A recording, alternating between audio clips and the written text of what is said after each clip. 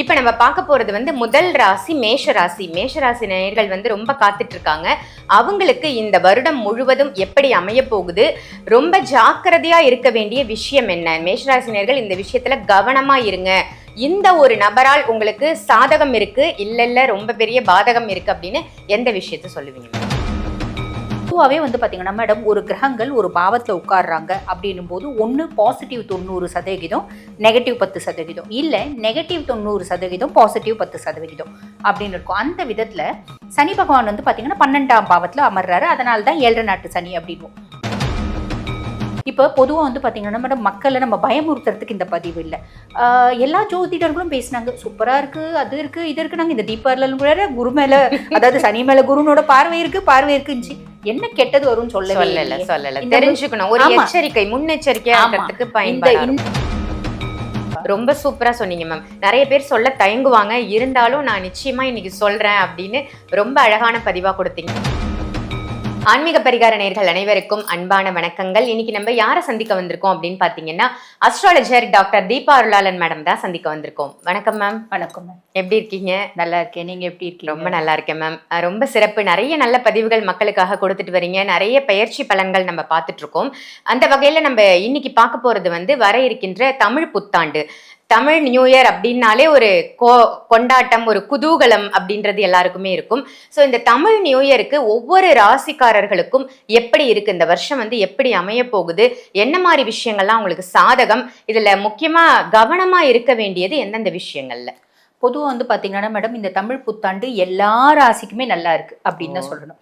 காரணம் என்ன அப்படின்னா, சனி பகவான் தான் இப்போ நிறைய ராசிகளுக்கு எடுக்கக்கூடிய பொசிஷன்ல இருக்கான். உதாரணத்துக்கு நம்ம சொல்லணும் அப்படின்னா, மேஷ ராசி அன்பர்களுக்கு பார்த்தீங்கன்னா 7 நாட்டு சனியா இருக்காரு அப்படின்னு சொல்லலாம்.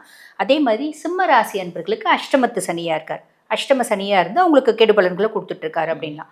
அதே மாதிரி கன்னி ராசி அன்பர்களுக்கு கண்டக சனியா இருக்காரு.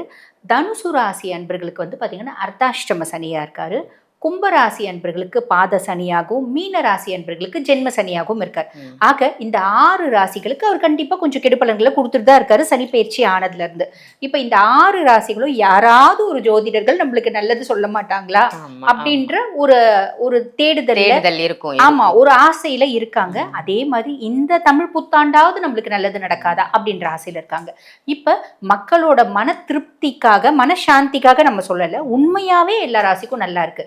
காரணம் என்ன அப்படின்னா, இந்த 6 ராசியும் சனி பகவான் கெடுக்கணும் அப்படின்னு ஒரு கொள்கையோடு இருக்காரு.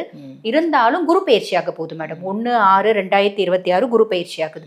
குரு பகவான் மிதுனத்துல இருந்து கடகத்துல பெயர்ச்சியாகி உச்சம் பெற்று அமர்றார். அவருடைய உச்ச பார்வை 9ஆம் பார்வை சனி மேல படியுது. ஆக சனி ஆல்மோஸ்ட் நல்லிஃபை ஆயிட்டாரு. ரொம்ப உக்கிரமா இருந்த சனி சாந்தமாயிடஞ்சிடுறாரு அப்படின்னு சொல்லலாம். ஸோ எந்த ராசியும் கெடுக்க போறதில்ல. இந்த 6 ராசியும் முக்கியமா கெடுக்க போறதில்ல. பாக்கி இருக்கிற 6 ராசிக்கு அவர் ஆல்ரெடி நல்லது தான் செய்ய போறாரு. இன்னும் கொஞ்சம் வேகமா நல்லது செய்வார் அப்படின்னு சொல்லலாம் மேடம். நீங்க சொல்றதை கேட்கும் போதே காதுக்கு ரொம்ப குளிர்ச்சியா இருக்கு. ஏன்னா நிறைய பேர் வெயிட் பண்ணிட்டு இருந்தாங்க, எந்தெந்த ராசிக்கு எப்படி இருக்குன்னு நம்ம தெரிஞ்சுக்கணும் அப்படிங்கறதுக்காக. தொடர்ந்து நம்ம ஒவ்வொரு ராசிக்குமான தனிப்பட்ட பலன்களை பார்த்துடலாம் மேம். கண்டிப்பா கண்டிப்பா. இப்ப நம்ம பார்க்க போறது முதல் ராசி மேஷ ராசி. மேஷ ராசி நேயர்கள் ரொம்ப காத்துட்டு இருக்காங்க.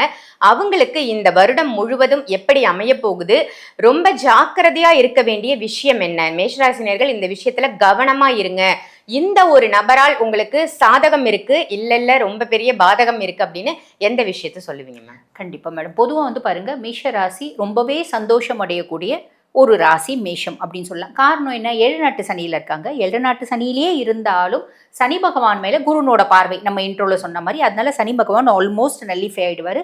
இது ஒரு பெருத்த சந்தோஷம் அப்படின்னு சொல்லலாம். அதே மாதிரி பாருங்க, இதுல நெகட்டிவ் ஏதாவது இருக்கா? பொதுவாகவே பார்த்தீங்கன்னா மேடம், ஒரு கிரகங்கள் ஒரு பாவத்தில் உட்காடுறாங்க அப்படின்னும் போது ஒன்று பாசிட்டிவ் 90%, நெகட்டிவ் 10%, இல்லை நெகட்டிவ் 90%, பாசிட்டிவ் 10% அப்படின்னு இருக்கும். அந்த விதத்துல சனி பகவான் பார்த்தீங்கன்னா 12ஆம் பாவத்தில் அமர்றாரு. அதனால தான் 7 நாட்டு சனி அப்படின்வோம். குருனோட பார்வை இருக்கிறதுனால ஆல்மோஸ்ட் நல்லிஃபை ஆயிட்டாரு. ஆனா குருனோட பார்வை அகலாத சனி மேலேயே இருக்குமா அப்படின்னா இருக்காது. காரணம் என்ன அப்படின்னா, குரு பகவான் வக்ரகதி அடைவார். அதே மாதிரி குரு பகவான் அதிசாரமா பயிற்சி ஆவார். அதிசாரம் அப்படின்னா அடுத்த வருஷம் குரு பகவான் எந்த பாவத்துல உட்காந்து உங்களுக்கு என்ன பலன்களை கொடுப்பாரோ அதுக்கான டீசர் ப்ரோமோ அப்படின்ற மாதிரி அவர் பயிற்சியாகி இந்தந்த பலன்களை நான் உங்களுக்கு அடுத்த வருஷம் கொடுக்க போறேன். ஆக இந்த வருஷத்துல நீங்க அதுக்காக உங்களை ப்ரிப்பேர் பண்ணிக்கோங்க அப்படின்ற ஒரு காலகட்டம் வரும். இந்த 2 காலகட்டத்துல சனியினோட ஆட்டம் ஆரம்பம். சனி எப்பயுமே டயர்ட் ஆக மாட்டார். ஆல்வேஸ் வந்து பொதுவா அவரை வந்து பாத்தீங்கன்னா ஸ்லோ மூவிங் பிளானட் அப்படின்னு சொல்லுவாங்க. மந்தன், முடவன் அப்படியெல்லாம் சொன்னாலும் ஒரு ராசில இருந்து இன்னொரு ராசிக்கு பயிற்சி ஆகிறதுக்கு அவர் 2.5 வருஷம் காலகட்டம் எடுத்திருக்காரு. ஆனா அவர் கொடுக்கக்கூடிய பலன்கள் மட்டும் ரொம்ப ஸ்ட்ராங்கா கொடுப்பாரு, ரொம்ப ஃபாஸ்டா கொடுப்பாரு அப்படின்னு சொல்லலாம். ஆக மேஷராசி அன்பர்கள் எப்பயுமே சனிக்கு அப்படின்னு உரிய மரியாதை கொடுக்கணும். அப்ப 12ஆம் பாவம் அப்படின்னும் போது நிறைய மேஷராசி அன்பர்கள் வந்து பாத்தீங்கன்னா மேடம், குரு பகவான் 6ஆம் மாசத்துக்கு மேல 4ஆம் பாவத்துல உட்கார்றாரு, அதாவது சுகஸ்தானத்துல உட்கார்றாரு. அப்ப கண்டிப்பா வீடு கட்டுவாங்க, கண்டிப்பா வந்து பாத்தீங்கன்னா வண்டி வாங்கணும் அப்படின்றது வாங்குவாங்க, ஒரு இடத்தை விட்டு இன்னொரு இடத்துக்கு மாறுவாங்க, தொழில் மாற்றம், இடமாற்றம் அப்படின்றது உண்டு. இந்த மாதிரி வீடு எல்லாம் கன்ஸ்ட்ரக்ட் பண்ணும்போது பெரிய லெவல்ல செலவு பண்ணிடுவாங்க.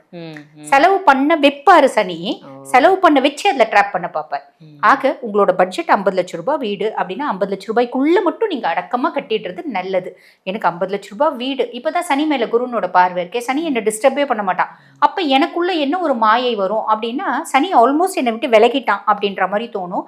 அப்ப நான் 50 லட்சம் ரூபாய் ப்ராஜெக்ட் வச்சு 1.5 கோடி ரூபாய்க்கு வீடு கட்டுவேன். அப்ப அங்க ட்ராப் ஆகும். சோ இதுல கவனம் அப்படின்றது வேணும். இப்ப பொதுவா வந்து பாத்தீங்கன்னா மேடம், மக்களை நம்ம பயமுறுத்துறதுக்கு இந்த பதிவு இல்ல. எல்லா ஜோதிடர்களும் பேசினாங்க, சூப்பரா இருக்கு, அது இருக்கு, இது இருக்கு. நாங்க இந்த தீபாவளி கூட குரு மேல, அதாவது சனி மேல குருனோட பார்வை இருக்குன்னு என்ன கெட்டது வரும்னு சொல்லல. தெரிஞ்சுக்கணும், ஒரு எச்சரிக்கை, முன்னெச்சரிக்கையா இருக்கிறதுக்கு பயன்படும். இந்த விஷயம் நடக்கும் அப்படின்னு முன்கூட்டியே தெரிஞ்சிருந்தா நம்ம அந்த விஷயத்துல கவனமா இருந்துக்கலாமே. ரோட்ல போறோம் மேடம், அந்த சைடு ஒரு பெரிய பாம்பு போச்சுங்க, பாத்து போங்க அப்படின்னா நம்ம பார்த்து போவோம்.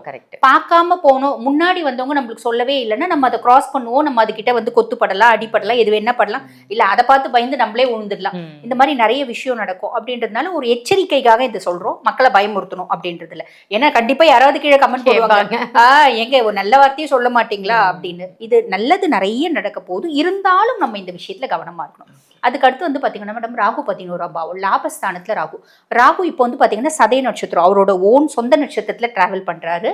இருந்தாலும் குருனோட பார்வை அவர் மேல இருக்கிறதுனால பெருசா நம்மளுக்கு எடுக்க மாட்டார்.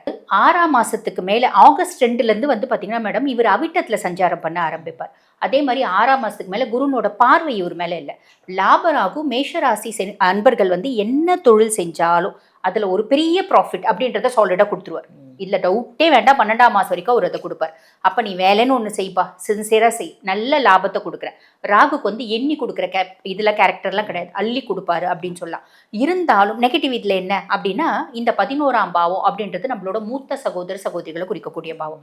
அவங்களோட ஹெல்த்ல கவனம் தேவை, அவங்களுக்கும் நமக்குமான ரிலேஷன்ஷிப்ல கவனம் அப்படின்றது தேவை.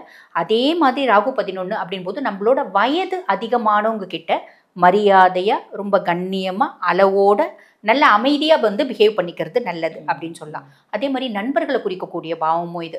அப்ப நண்பர்களை முழுசும் நம்பி ஆன்லைன் ரம்மி, நான் விளையாடினப்பா, எனக்கு இவ்வளவு காசு இருந்துச்சு, பண்ணியும் விளையாடு அப்படின்ற மாதிரி நம்மளை என்கரேஜ் பண்ணுவாங்க, ஒரு பிரம்மாண்டத்தை காமிப்பாங்க, நம்பக்கூடாது.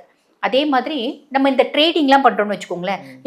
எங்க ஃப்ரெண்டு சொன்னான்ப்பா, அவன் ஒரே நாள்ல வந்து பாத்தீங்கன்னா 5 லட்சம் ரூபாய் சம்பாரிச்சான், என்னால் அது முடியும், அவன் என்ன கைட் பண்ணுவான், அவன் பேச்சை கேட்டு நான் இன்வெஸ்ட் பண்றேன், தப்பா போயிடும். ஸோ இந்த மாதிரி விஷயத்துல கவனம் அப்படின்றது வேணும்.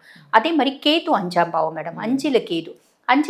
இந்த 5ஆம் பாவம் அப்படின்றது நம்மளோட பூர்வ புண்ணியஸ்தானம், நம்மளோட குழந்தைங்களை குறிக்கக்கூடிய பாவம் அப்படின்றதுனால மேஷராசி அன்பர்களுக்கு லவ் ஏதாவது இருக்கு அப்படின்னா, லவ் ரிலேஷன்ஷிப் அதுல ஒரு பெரிய கேப் இருக்கும். உங்க வாழ்க்கையில இருந்து அந்த பர்சன் வந்து நகர்றதுக்கான வாய்ப்பு, விலகிறதுக்கான வாய்ப்பு ஜாஸ்தி உண்டு. ஐயோ நம்மளை விட்டு விலகிட்டாங்களேன்னு வருத்தப்படாதீங்க, அதுல உங்களுக்கு ஒரு நல்லது இருக்கும். ஒரு பிரிவுனால ஒரு நல்லதும் நடக்கும் மேடம். நம்ம நினைப்போம் ஒரு விஷயம் நம்ம கடவுள் கிட்ட வேண்டுவோம், கிடைக்கல அப்படின் போது ஐயோ கடவுள் கொடுக்கல, இவர் கல்லா சிலையா இல்ல கடவுளா அப்படின்ற மாதிரி திட்டுவோம், வருத்தப்படுவோம். அதெல்லாம் ஆரம்ப காலகட்ட பக்தி வந்து உனது உண்மையாகுது, பக்தி முத்துது, நீ வந்து இறைவனை சரணாகதி அடைஞ்சிட்டேன்னா, நீ கொடுக்கல அப்படின்னா எனக்கு அதுல ஏதோ ஒரு நல்லது இருக்கு, நீ கொடுக்காததுக்கு அர்த்தம். ஏன்னா 10 வருஷம் கழிச்சு என்ன நடக்கும்னு உங்களுக்கும் எனக்கும் தெரியாது, பகவானுக்கு தெரியும் இல்லைங்களா.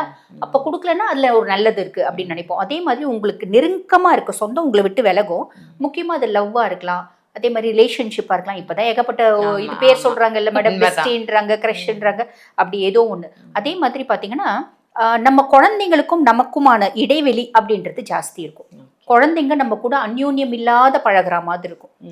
பெருசா இப்ப எங்க குழந்தைங்க அந்யோன்யமா பழகுதுங்க, போனோட தானே அந்யோன்யமா இருக்குதுங்க குழந்தை. ஆமா, டிட்டாச்சா இருக்க மாதிரி தோணும்.